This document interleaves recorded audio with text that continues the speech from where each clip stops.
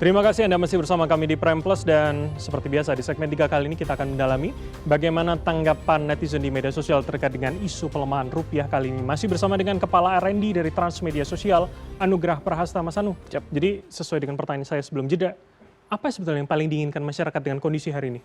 Oke, secara garis besar tadi sudah disebut sama Mas Dipo, empati. Empati.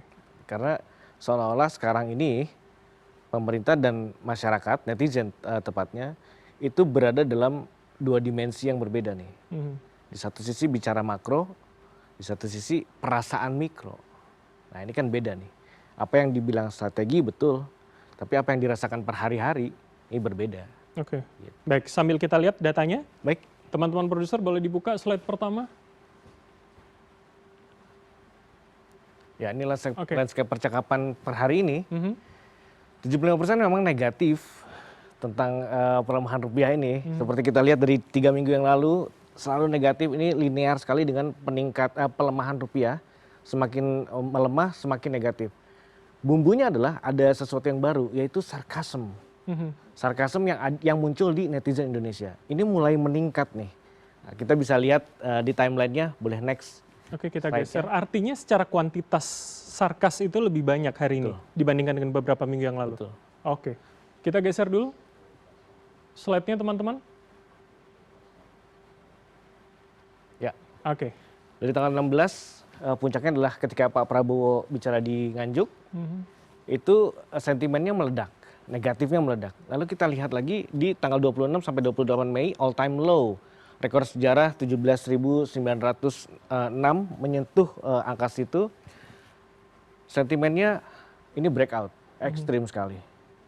Semua seolah-olah kemudian, walaupun ya misalnya ada orang-orang yang mungkin dia tidak terdampak secara langsung, tapi melihat angka seperti itu, melihat pertumbuhan, kalau kita buka di Google Search misalnya, dolar rupiah, diklik enter lalu ada chartnya, lalu kita mundurkan 5 tahun, ini naik terus kan. Oh oke. 6 bulan naik terus. Bahkan tidak ada satu timeline yang stabil misalnya. Oh stabil aja itu stabil aja nggak ada gitu. Artinya jadi secara sederhana masyarakat dimanapun di Indonesia atau di dunia lah melihat itu saja sudah melihat wah ini naik terus nih.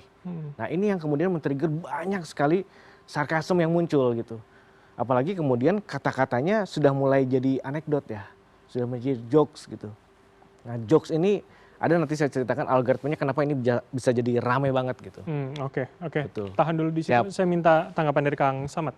Kalau begitu, jadi menurut Anda visi Presiden sudah benar menurut Anda tadi. Tapi artinya masyarakat menerima yang berbeda, Kang. Apa yang sebetulnya Partai Gerindra dan juga pemerintah bisa benahi di situ? Pertama udah pasti soal komunikasi ya. Karena ini ada transformasi secara besar-besaran dari segi kebijakan dan arah pembangunan ekonomi nasional. Itu yang perlu dikomunikasikan dengan. Karena itu forum-forum dialog sangat diperlukan. Diperlukan untuk bisa mendebat, mengkritisi setiap kebijakan yang ditelurkan, bahkan akan ditelurkan, bukan hanya ke parlemen, tetapi juga ke publik.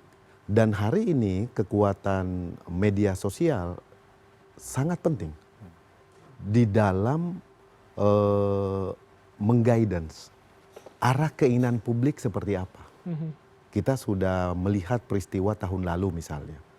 Dan kita menyaksikan peran media sosial justru menjadi cikal bakal lahirnya sebuah gerakan yang begitu besar. Nah ini yang harus kita, tidak bisa kita nafikan dan harus kita dengar. Karena itu forum dialog pemerintah dengan publik harus diperbanyak. Oke, atau data-data seperti ini bisa menjadi rekomendasi apa bagi Gerindra dan Pak Prabowo? Oh ya, ini sangat penting. Karena walaupun memang lebih banyak karena faktor suasana psikologi para netizen yang terbawa dengan arus besar, tapi ruang untuk menjelaskan itu tetap harus ada dan harus dilakukan. Karena itu kita di fraksi Partai Gerindra kita selalu membuka diri. Membuka diri ketika memang terlalu panas, biasanya kita nggak bicara data dulu. Tapi setelah agak landai baru kita masuk. Misalnya soal penggunaan APBN untuk keperluan kurban. Kan gitu kan. Setelah agak landai baru kita masuk soal data-data. Kita di DPR kita jelaskan. Oke, meresponnya melihat iya, psikologis kita mesti publik juga ya. Tapi kita mengapresiasi publik karena apa yang diperlukan? Transparansi. Betul. Akuntabilitas. Nah, itu harus dibuktikan oleh pemerintah. Betul. Dan kita DPR berada pada posisi yang sama supaya akuntabilitas publiknya bisa dipertanggungjawabkan. Itu posisinya. Oke. Seberapa itu bisa menjawab sebetulnya gap logika pemerintah dan logika publik yang Anda sebutkan tadi? Ya sebenarnya ini semua kan dampak ya. Dampak atas satu tindakan yang kemudian tidak terluapkan, tidak terkomunikasikan dengan baik dari netizen, yang akhirnya seolah-olah ini pemerintah dengar nggak sih? Yang akhirnya jadi menumpuk, nah inilah hasilnya gitu. Dan ini semua betul kata yang sama tadi, komunikasinya gitu. Nah tinggal sekarang kita bicara komunikasi yang seperti apa. Karena nanti akan kita breakdown nih, komunikasinya seperti apa. Oke, baik, kita geser dulu. Untuk kita melihat sebetulnya kebutuhan antar jaraknya itu ada di mana, begitu ya? Betul. Oke, digeser dulu teman-teman.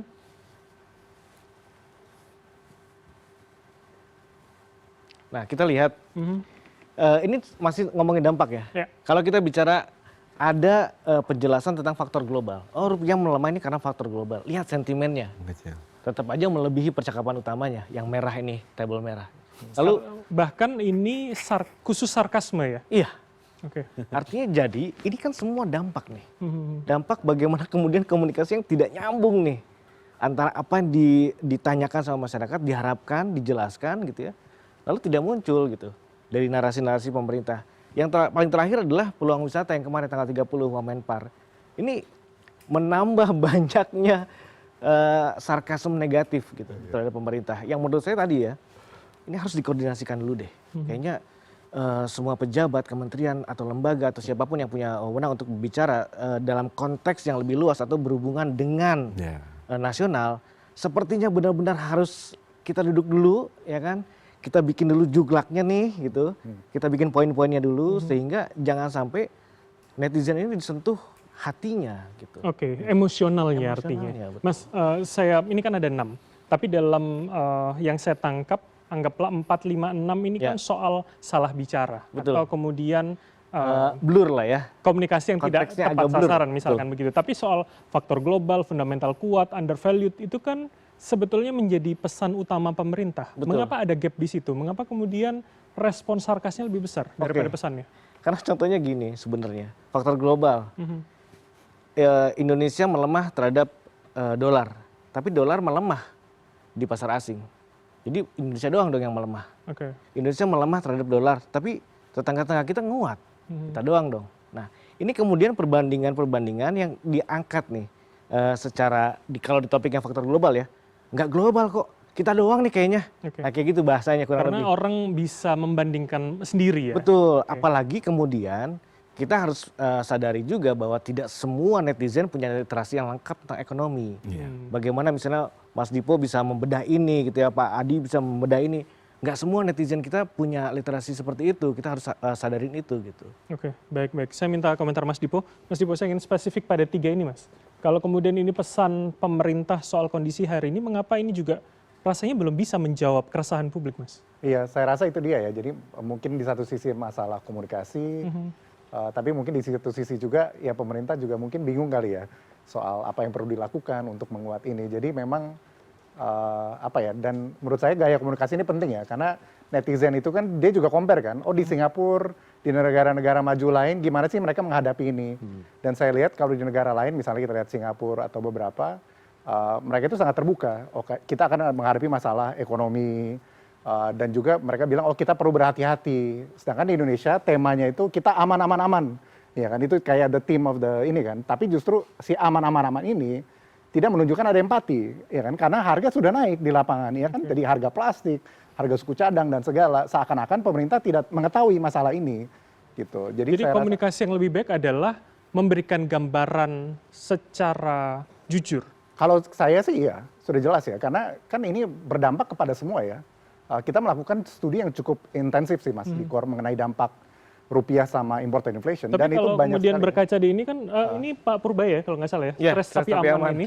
Artinya kan beliau menggambarkan bagaimana tekanan itu kepada dirinya, tapi juga juga ternyata di komen negatif. Iya, jadi kalau mungkin untuk beberapa institusi ya seperti Departemen Keuangan, Bank Indonesia, Menteri Perekonomian, omongan mereka memiliki bobot lebih, Mas. Oke. Gitu. Jadi Lebih menarik perhatian ya. lebih menarik perhatian. Orang-orang pasar dan pelaku ini sangat mendengarkan apa yang mereka omongkan. Ya kan? Jadi kalau saran saya malah jangan terlalu banyak ngomong malah mestinya. Kalau Kemenkyu atau BI, mereka harus justru berhati-hati di kondisi ini. Gitu. Justru terkadang kan janji ya. Jadi oh ya serok aja serok. Ya kan? Saya rasa itu dia. Jadi kredibilitas ini masalah yang kita hadapi hari ini adalah masalah krisis kepercayaan. Baik. Ya kan?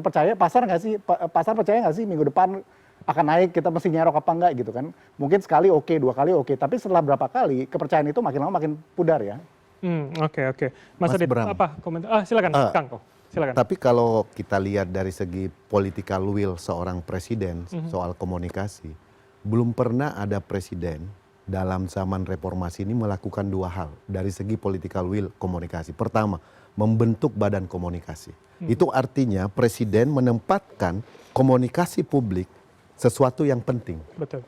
Sampai beliau membentuk satu organ tersendiri di lingkungan kepresidenan. Itu satu. Kedua, pernah nggak kita melihat ada presiden berdialog 2-3 jam dengan civil society Iya. tentang berbagai macam isu dan itu nature. Oke, dan ditayangkan Terjadi. ya. Apa artinya?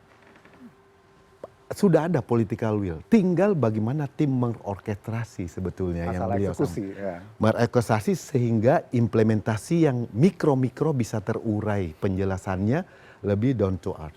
Ini sebetulnya yang problem utama.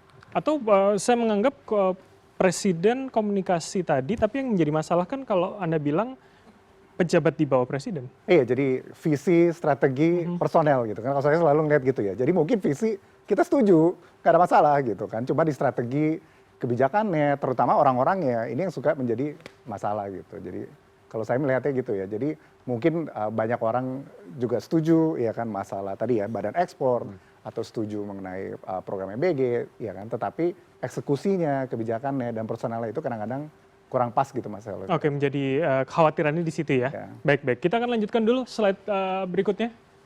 Slide keempat. Ya, ini adalah kenapa sarkasm itu menjadi didorong di platform sosial media. Ya. Pertama adalah algoritme sosial media ini ketika sarkasm ini menjadi konten yang gampang didistribusikan, dia akan dorong terus. Kebijakan platform sosial media 2026 itu selama satu konten itu penuh dengan engagement dalam 10 menit awal, dia akan terus didorong oleh algoritme platform sosial media. Oke. Jadi artinya kita lihat kalau sarkasmenya sekarang tinggi, konten ini tuh shareable banget. Oke, baik. Konten ini tuh gampang banget menerima yang poin nomor 2, psikologis. Jadi gampang banget diterima sama orang dan gampang banget disetujui sama orang.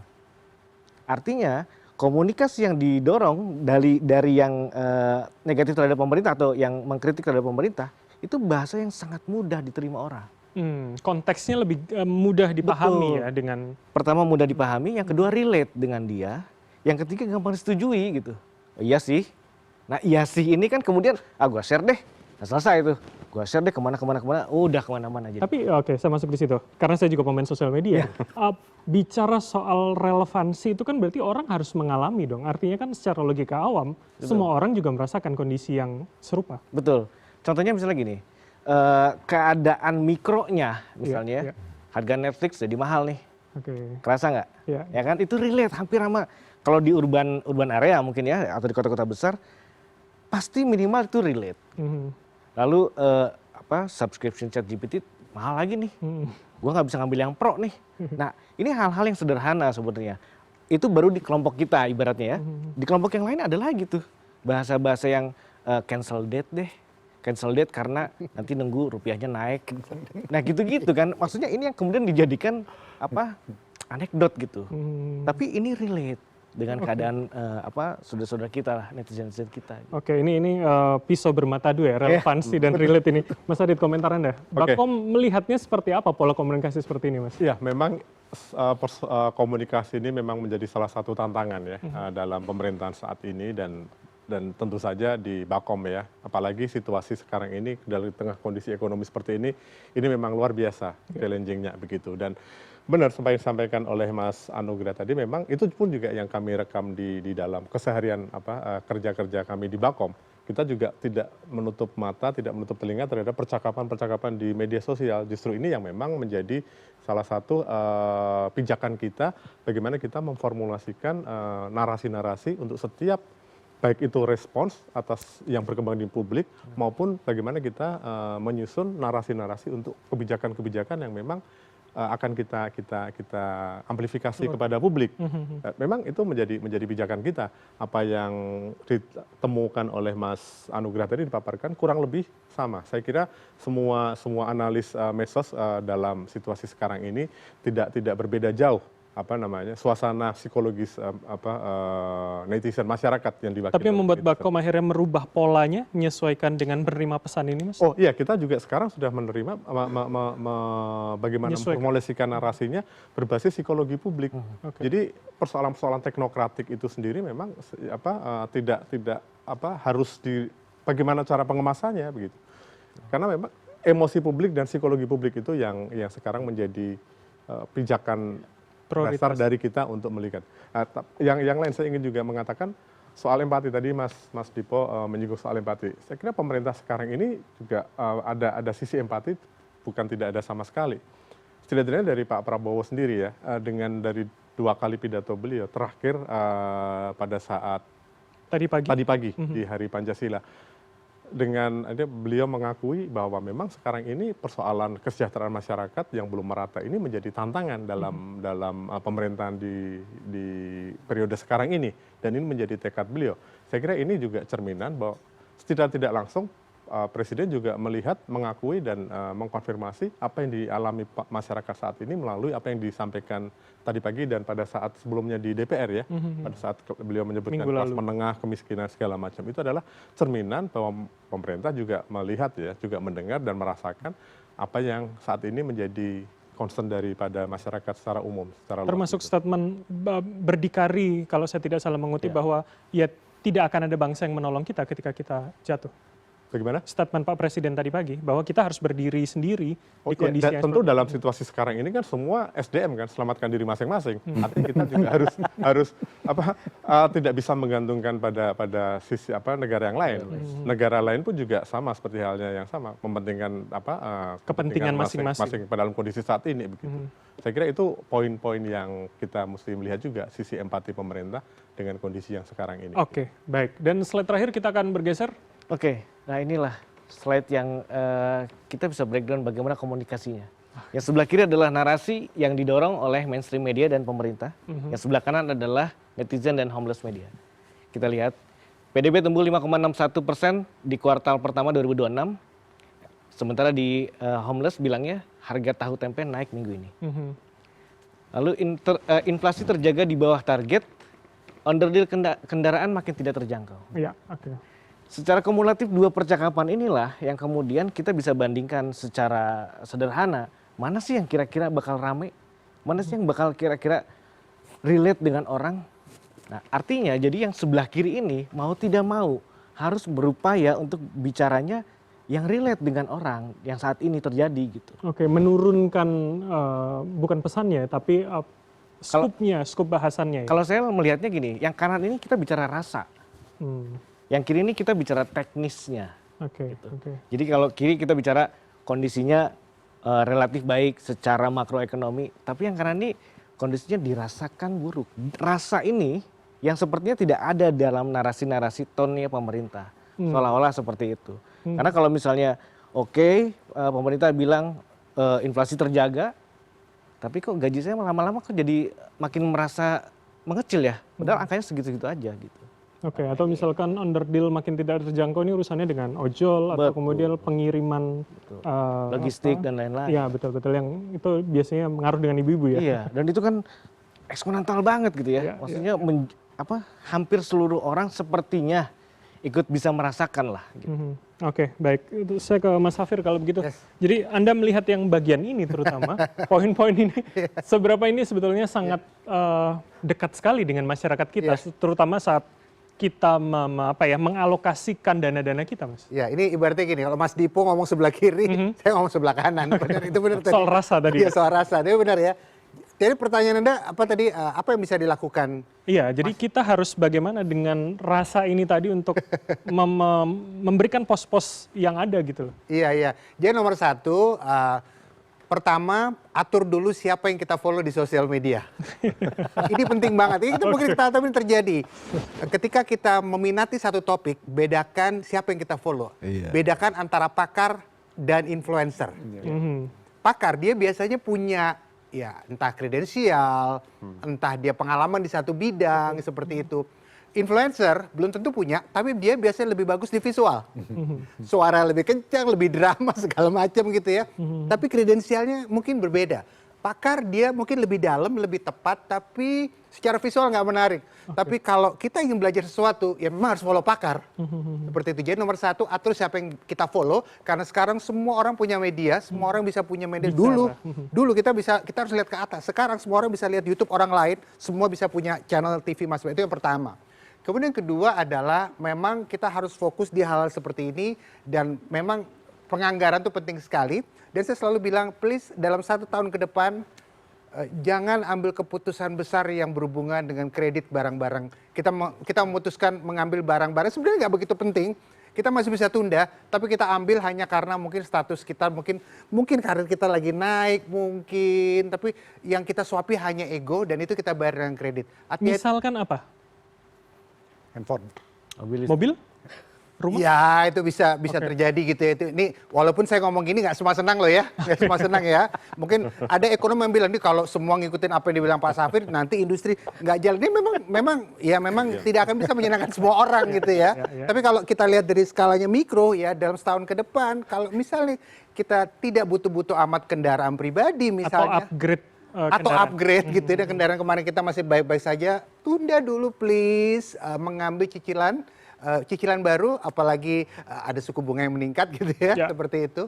Kemudian ketiga ini adalah fokus mencari penghasilan baru di luar bidang yang kita sudah tekuni sekarang, dan kalau perlu bidangnya betul-betul berbeda lah seperti itu. Nah banyak orang mungkin dia merasa gengsi mencari penghasilan baru karena di tempat lain dia harus mulai dari nol. Seperti itu. Karir saya sudah bagus di sini. Ingat orang yang dengan karir bagus sekalipun di ekonomi seperti sekarang bisa tiba-tiba mengalami PHK. Oke, satu pertanyaan yang mungkin banyak ditanyakan netizen. Dalam indeks ekonomi, kenapa orang masih banyak yang paling tidak nonton konser, staycation di akhir pekan? Kenapa? Apa logikanya saya belum dapat. Apa yang bisa Anda ini? Itu namanya efek lipstick effect. Jadi intinya lipstick effect itu begini. Intinya adalah orang seringkali di ekonomi seperti sekarang, mereka mungkin penghasilannya menurun lah, uang tidak banyak. Tapi mereka membeli kemewahan-kemewahan kecil. Ini contohnya nih ya, ngopi-ngopi cantik di tempat-tempat yang cantik seperti itu walaupun harganya lebih mahal. Kenapa? Karena dia ada kepuasan membeli sesuatu kemewahan yang masih terjangkau. Atau membeli mainan-mainan atau boneka-boneka viral seperti itu, konser-konser seperti dia nggak suka-suka amat, tapi karena orang lagi di mana-mana sosial media ngebahas, jadi dia nge-FOMO seperti itu. Sekali lagi apa yang saya bicarakan nggak semua senang gitu ya. Tapi itu namanya efek lipstick. Dan efek lipstick ini kalau buat saya oke-oke aja sepanjang kita masih bisa ada batasannya mungkin. Oke, atau mungkin ada substitusi ketika ada pengeluaran di bidang itu ya? Yes, ada pengeluaran lain yang mungkin kita stop mungkin, tapi intinya biasanya efek lipstick ini hubungannya ke reward ke diri sendiri sih biasanya. Atau itu menjadi pelarian indeks ekonomi? Pelarian sih enggak, tapi memang orang merasa bahwa kemewahan-kemewahan ini tetap harus saya beli loh, tetap harus saya dapatkan. Oke. Jadi ini efek lipstick ini cukup menarik ya, karena orang biasa kalau cewek itu kan lipstick kita ngira itu kebutuhan, tapi ada lipstick yang warna-warna tertentu itu udah bukan kebutuhan lagi, itu kemewahan. Oke, baik. Ini bukan soal ngasih makan perut tapi ngasih makan ego ya. Ego, betul. Oke, di segmen berikutnya kami akan memberikan kesempatan kepada Anda untuk bisa bertanya maupun memberikan pernyataan yang akan kami bahas dengan kelima orang narasumber yang ada di studio. Untuk itu tetaplah bersama kami di Prime Plus.